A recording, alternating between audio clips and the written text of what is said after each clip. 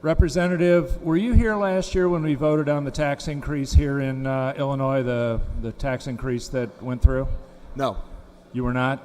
I was not. Okay, I will not visit those sins upon you.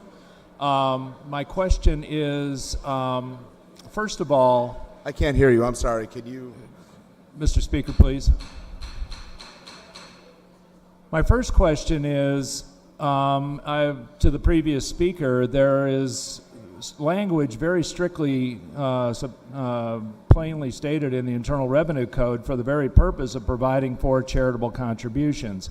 And the reason that language is there is so that there can be no question whatsoever as to what is and is not a charitable purpose and what that money can be used for.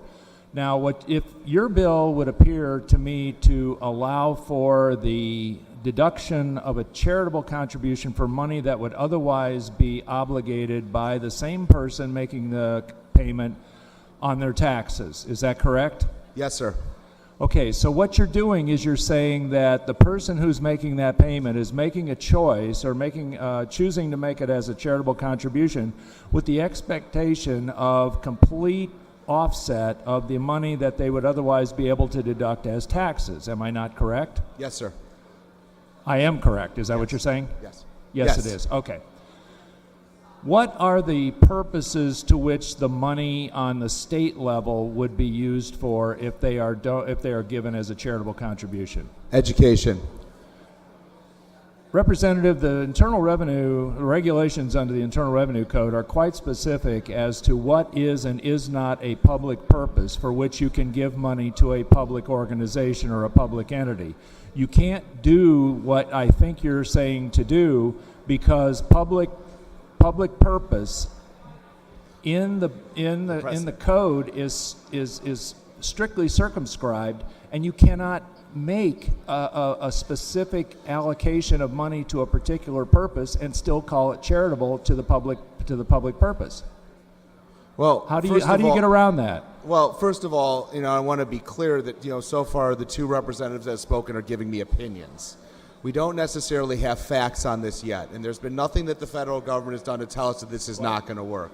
So as the tax law is in place, yes, there are some language there, but there's not precedent to say this isn't going to work, and we've seen it work in other circumstances. So, Representative, may I ask you another question? You may. I've been a tax attorney for 35 years, and I've never seen anything like this before, and I've dealt with charitable contributions on many levels. Now, my question is, if there's been if nobody knows how this is going to come through the IRS, if they're going to allow it or not, what are we doing passing a bill to give expectations to people that they're going to get a charitable contribution when the IRS is ever so much likely to come down on this as what it is and I consider it a sham transaction?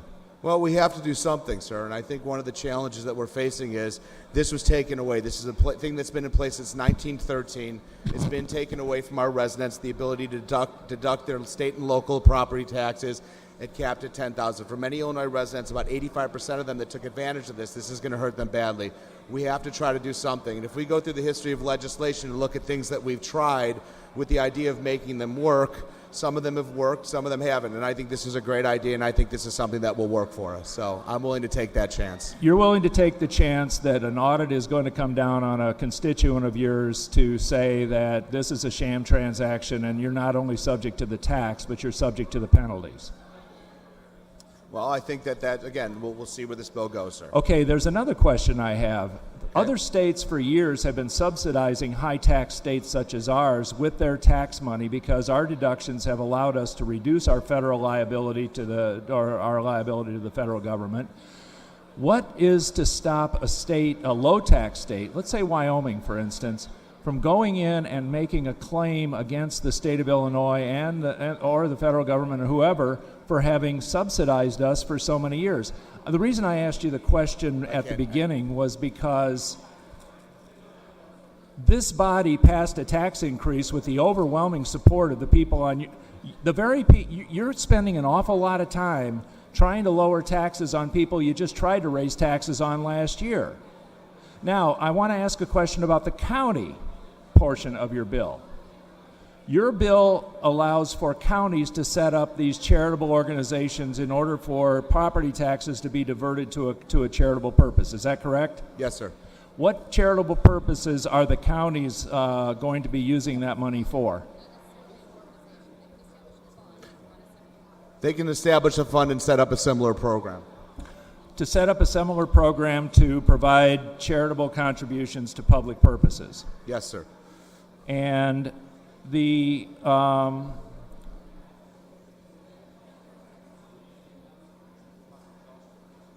exclusively public purposes is defined in the code.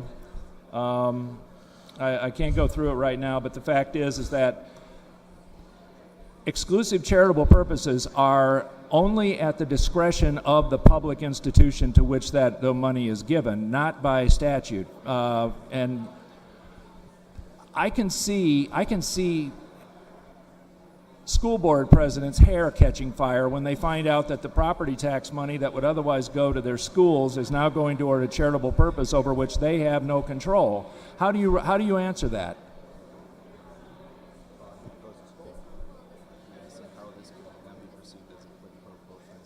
Yeah.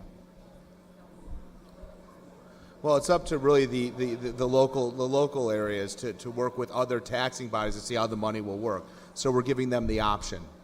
You can't give them the option. Public purposes requires there must be a sole public purpose for it. It cannot be given to this or that. It has to be The statute, excuse me, sir. The statute basically gives counties the ability to do this. Okay, so that's where we're looking to do.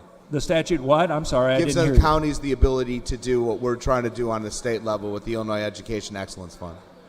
But the fact remains is that you don't know that the public purpose to which this money is going to be used coincides with the public purpose that would be used for our tax money. Is that correct? And you don't know that either, sir. So I think that And I think that if in fact that is the case, I think that those of us who see this for what it is a veiled attempt to get around.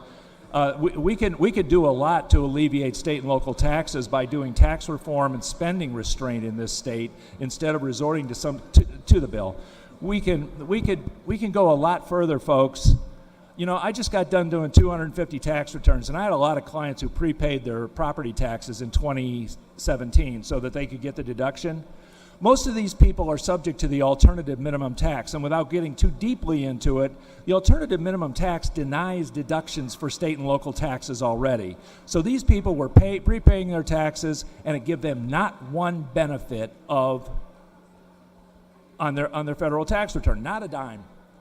So what I'm saying is that we're doing a rush here to protect the very people that the people on the other side of the aisle voted to raise their taxes last year. Now they want to give them a tax break. Which is it? Give them a tax break through real honest-to-God tax reform or spending restraint, not something like this. The IRS is going to be down on this like a duck on a June bug. And for anybody who thinks that they're going to be able to take a charitable contribution in lieu of taxes and not have that audited is wrong. I strongly urge a no vote on this bill. Thank you, Mr. Speaker.